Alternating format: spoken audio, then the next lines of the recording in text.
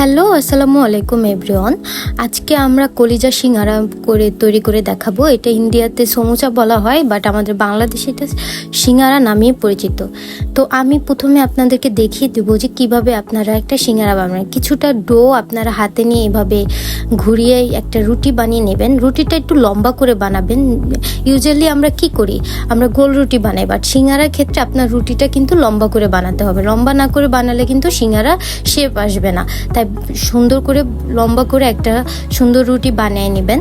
বানিয়ে নেওয়ার পর এটা একটু পাতলা করবেন, অত বেশি পাতলাও না আবার অত বেশি মোটাও না, মিডিয়াম সাইজের রুটি একটা লম্বা করে বেলে নেবেন।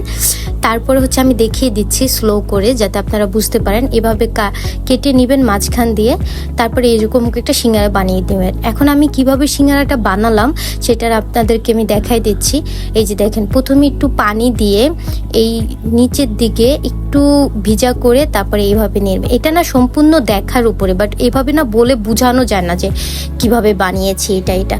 তো এইভাবে তারপর যেই একটা মতো হবে ওইটার ভিতরে যে আপনার যে ডোটা আপনি আলু বা সিঙ্গারা কলিজা যা তৈরি করে রেখেছেন ওইটা দিবেন। তারপর এই যে চারদিকে আর একটু পানি দিয়ে তারপরে এই যে এইভাবে পুরো জায়গাটা এভাবে মেরে দিতে হবে। তারপরে আরেকটু পানি দিয়ে এইভাবে একটু ভাঁজ করে দিলি এই যে দেখেন সুন্দর একটা সিঙ্গারা তৈরি হয়ে গেছে। এটা কিন্তু হোটেলের মতোই ভাজ হয়েছে। আমি আরও একটা দেখিয়ে দিচ্ছি, আপনারা একটু দেখে বুঝে নেন অ্যাকচুয়ালি কীরকম ভাবে এটা করা হয়েছে। এটা আসলে বলে বোঝানো যায় না, এটা দেখে বুঝেন। আপনারা যদি 2-3 বার এটা দেখেন তাহলেই আই থিঙ্ক আপনারা পারবেন। খুব সুন্দর সিঙ্গারা তৈরি হয়ে যায় অ্যান্ড দেখতেও খুবই সুন্দর। আর দেখেন কি সুন্দর ভাজ হয়েছে। এভাবে আমি সব কয়টা সিঙ্গারা বানিয়ে নিব। আপনাদের দেখানোর উদ্দেশ্যে আমি কয়েকটা বানিয়ে দেখাচ্ছি আপনাদেরকে, যাতে আপনারা খুব দ্রুত এইভাবে আমার মতো তৈরি করে নিতে পারেন। তো এখন এভাবে আমি দেখেন সব সিঙ্গারা বানিয়ে নিয়েছি। এখানে আমি অনেকগুলো সিঙ্গারাই বানিয়েছি।